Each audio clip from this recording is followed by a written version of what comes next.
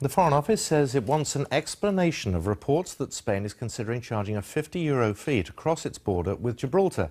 It's the latest development in a row between the British territory and Spain about fishing rights. The UK government says it will not compromise on sovereignty and will resolve any differences through political means. Well, let's talk now to Gibraltar's Chief Minister, Fabian Picardo, who joins me now. And what's going on here? €50, what's behind that? Well, it seems to me that this is just another one of the many tactics that the Spanish government is deploying these days to try and avoid confronting or having on the front pages of their newspapers the many issues which your viewers will know have become increasingly relevant in Spain in the past few weeks. Look, at the end of the day, we have 10,000 Spanish workers that come into Gibraltar every day. If they're charged €50 in and €50 out, it's going to cost them €100 to access their workplace. It doesn't seem to me that the Spanish foreign minister is thinking about what good this is going to do for his citizens. How likely is it that this will happen? Well, I think this is just simply saber-rattling of the sort that sometimes you see in August. You see some very silly stories in August around the world, as you'll know, being a news expert. And I think this is just one of those. It may be that the Spanish government are so desperate that they want to actually progress this. It's not the first time we've heard of such a toll. There was a suggestion by the ex-Spanish mayor of La Línea, the adjoining town, that they might consider such a toll. He was also with the Partido Popular, but we think this is completely contrary to the European Treaty and would not withstand scrutiny if challenged in the European courts.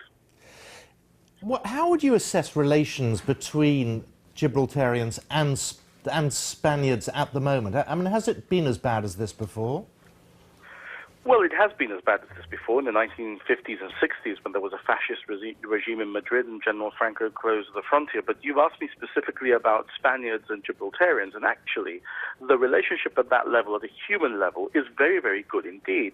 And I don't tire of saying that despite what you might read in the headlines and whatever it is that Mr. Margallo, who is a politician of another age and frankly sometimes seems a politician of another continent, like if he was something out of North Korea's press machine than a European government. At a human level, people are falling in love, they're doing business together. There'll be lots of weddings this year between Spaniards and Gibraltarians who decide to make their lives together. So the headlines don't actually reflect the reality of the lives of people on the ground. I asked that question specifically because some Gibraltarians own property in Spain, and now Spain is looking into that as well, isn't it? Yes, indeed. And, you know, if you own a holiday home and you holiday in the territory, then you're entitled not to be taxed there. But if you actually use your holiday home as your main residence, then you've got an issue with where your main tax residence is. And it's absolutely right that those who live in Spain all the time should be subject to Spanish taxes. I wouldn't be defending anything to the contrary. I don't think that's an issue that we would concern ourselves too much with. But at the moment, this is a silly season story for you. Well, I think that for us and for the Foreign Office, I think we are looking for explanations. We want to resolve any of these issues diplomatically and politically. We don't want to see people on the ground suffering with long queues, as we saw last week. We want to see solutions that deliver for people who are trying to live their daily lives in peace and who want to continue to make the most economically beneficial progress for the whole of the region, for the benefit of citizens on both sides of the frontier. Fabian Picardo, Chief Minister in Gibraltar, thank you very much for your time this morning. Thank you. Now we're going to show you some pictures we've just got in from Stevenage Magistrates Court, and this is the